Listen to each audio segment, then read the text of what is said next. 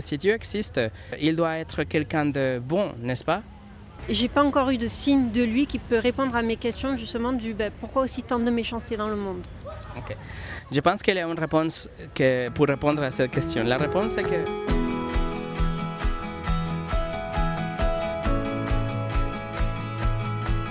Qu'est-ce que vous pensez? Vous êtes une bonne personne pour aller au paradis? J'espère, en tout cas, je fais tout pour. Vous avez une croyance spirituelle? Je suis en plein baptême. Je suis en train de me faire baptiser et je suis sur le chemin. Ok, donc vous croyez déjà que Dieu existe, n'est-ce pas? Je suis sur le parcours, oui. Ok. Si Dieu existe, il doit avoir un endroit pour les bonnes personnes et un endroit pour les méchantes. Parce que s'il existe, il doit être quelqu'un de bon, n'est-ce pas? Oui, mais c'est une question vraiment très délicate parce que, comme je vous ai dit, je suis encore sur mon chemin pour être baptisée. Et j'ai pas encore eu de signe de lui qui peut répondre à mes questions justement pourquoi aussi tant de méchanceté dans le monde. Ok. Je pense qu'il y a une réponse pour répondre à cette question. La réponse est que au début, au commencement, Dieu a fait toutes les choses qui étaient bonnes. Tout était parfait. En fait, quand il a fini la création, il a dit que tout était très bon. Tout était parfait. Il n'avait pas de mort, de maladie, de péché. Il n'avait pas de souffrance. Tout était exactement parfait. Mais après, une fois que le péché est rentré dans la création suite à la rébellion de l'homme, tout est devenu comme ça, corrompu. Donc maintenant, on a des guerres, et on a des maladies, on a les cancers, et on a des attaques terroristes et tout ça. Mais tout ça, c'est une conséquence de l'homme, pas de Dieu. Dieu doit être quelqu'un de bon. Et un jour, la bonne nouvelle, c'est qu'il va juger à tous ceux qui font de méchanceté. Donc, le fait qu'existe, par exemple, vous aimez les dentistes? Non. Ok. Donc, le fait qu'existe des caries, par exemple, ou des dents qui ne sont pas bonnes, ou des maladies dentaires et toutes ces choses, ne font pas l'excuse, ne sont pas l'argument pour dire que les dentistes n'existent pas. Vous comprenez? Si, tout à fait. Oui, donc c'est le même argument avec Dieu. Dieu existe et le fait que les choses ne vont pas très bien aujourd'hui ne va pas dire qu'il n'est pas là. Il va juger. Mais la question maintenant, juste pour continuer dans cette ligne de questions, s'il est juste et il va juger, qu'est-ce qui va se passer avec vous? Est-ce qu'il va vous envoyer en enfer ou au paradis? Avant qu'il m'envoie en enfer ou au paradis, j'aurai aussi quelques questions à lui poser pour savoir justement s'il est bon ou pas. Parce que du coup, avec tout ce qui se passe dans le monde, j'avoue que j'ai des doutes et j'aimerais énormément parler avec lui. Il y a une façon comme vous parlez, que vous pouvez arriver à parler avec lui. Vous êtes en train de vous préparer pour votre baptême. Ils vous ont enseigné par rapport à la prière, n'est-ce pas? Oui. Parce que la prière, c'est la façon comme nous parlons avec Dieu et Dieu nous parle à travers sa parole, à travers la Bible. Vous et moi, nous ne sommes pas de bonnes personnes, en fait. Vous et moi, nous avons transgressé le commandement de Dieu. Nous avons menti. Vous avez jamais menti dans votre vie? Si, malheureusement. Ça, c'est le 9e commandement. Le 8e dit qu'il ne faut pas voler. Vous avez jamais volé dans votre vie? Malheureusement, si, mais c'est grâce à ça que j'ai appris que c'était mal. Donc, nous avons menti, nous avons volé. Le 3e commandement dit qu'il ne faut pas utiliser le nom de Dieu sans respect. Vous n'avez jamais utilisé le nom de Dieu sans respect? En vain, vous dites « Oh my » ou « Oh mon ». Non, ça par contre, c'est... Non. Vous n'avez jamais fait ça? C'est pas le style d'insulte que j'utilise, donc non. Ok, bon, ça c'est très bien parce que sinon c'est le blasphème et c'est très grave aussi devant les yeux de Dieu. Le 5e commandement dit qu'il faut obéir nos parents, honorer vos parents. Vous étiez toujours une bonne fille? Dans l'ensemble, oui, mais bon, perfect, non. Exactement, donc nous n'avons pas vraiment honoré nos parents tous les jours de notre vie. Le 12e dit qu'il ne faut pas créer des idoles dans notre tête. Vous n'avez jamais créé une idole de Dieu qui ne correspond pas à sa vraie personne. Ou vous êtes prosterné devant une image ou un crucifix ou une image qui vous rappelle la personne de Dieu. Non, ça non. Okay. Ça, c'est l'idolâtrie. Et en fait, ce que vous êtes en train de faire maintenant, quand vous dites que vous ne savez pas, vous n'êtes pas sûr que Dieu est bon, par exemple, ça, c'est un peu l'idolâtrie parce que Dieu nous révèle qu'il est bon, mais vous créez une image de Dieu dans votre imagination dans laquelle il n'est pas assez bon. Je pense que je me suis mal exprimée. C'est juste qu'avec ce que je vois dans la vie, tout ce qui se passe, les guerres à Gaza, tout ça, je me demande pourquoi est-ce qu'il n'intervient pas s'il est si bon que ça. Et c'est une bonne question, Flora. Je vais arriver là. Mais d'abord, il faut comprendre que nous avons un problème, vous et moi. Parce que si Dieu est juste, et si Dieu est bon, et s'il demande la perfection, vous et moi, nous avons transgressé ses commandements. Nous avons menti, nous avons volé. Le 6e commandement dit qu'il ne faut pas tuer. Mais si on a eu la haine dans notre cœur, c'est comme si on avait déjà tué.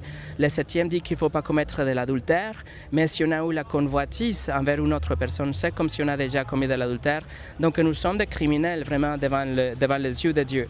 S'il nous juge par rapport à ces commandements, vous et moi, nous devons aller en enfer parce que nous avons transgressé ces commandements. Vous voyez ça? Je ne suis pas d'accord parce qu'à plusieurs reprises, on dit que Dieu pardonne beaucoup. Et je pense que si on est conscient du mal et qu'on ne le refait pas, il pardonne vraiment. Je vais arriver.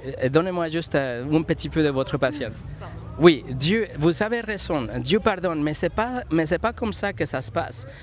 Imaginons que vous êtes devant le juge de Paris, ok, et vous avez volé la banque, vous avez tué le policier aussi, vous avez fait quelque chose d'horrible, et il va vous juger. Et vous, en même temps, vous dites, oui, mais monsieur le juge, pardonnez-moi parce que tu es un bon juge, ou tu es mon père, peut-être.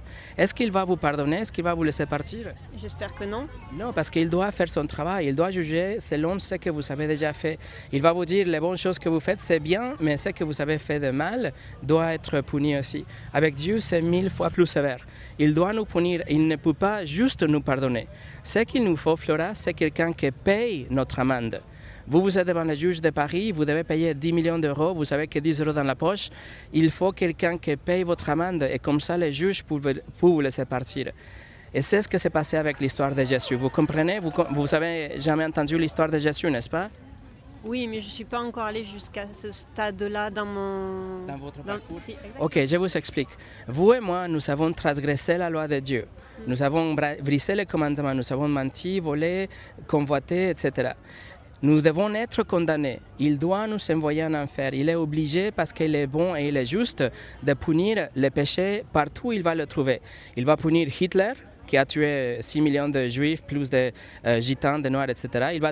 Il va punir les terroristes, il va punir les violeurs, les pédophiles, mais il ne va pas arrêter là. Il va aussi punir les pécheurs comme vous et moi, que nous avons juste menti, juste volé et fait ces choses qui sont offensives envers lui. Donc il doit nous punir. Mais il est riche en miséricorde et il envoie Jésus. Il descend dans la personne de Jésus et il vit une vie parfaite. Jésus-Christ n'a jamais péché. Il n'a jamais menti, volé, convoité une femme, dit quelque chose d'incorrect, etc. Il a donné sa vie en sacrifice pour vous et pour moi. Il a donné sa vie sur la croix. À la croix, il a reçu la punition qui était censée tomber sur vous, l'enfer éternel qui était censé tomber sur vous, il a reçu sur lui. Et en même temps, sa vie parfaite la donne à votre faveur. Donc vous pouvez être recouverte avec la perfection de Christ, de sorte que quand Dieu va vous juger, il ne va pas voir Flora la pécheresse, mais il va voir Christ le juste. Il va voir Jésus qui vous a recouvert avec sa vie parfaite.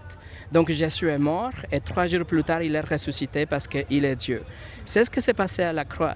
Donc Dieu ne peut pas juste pardonner, mais s'il y a quelqu'un qui paye notre dette, c'est comme ça qu'il peut satisfaire sa justice. Et c'est ce qui s'est passé avec Jésus.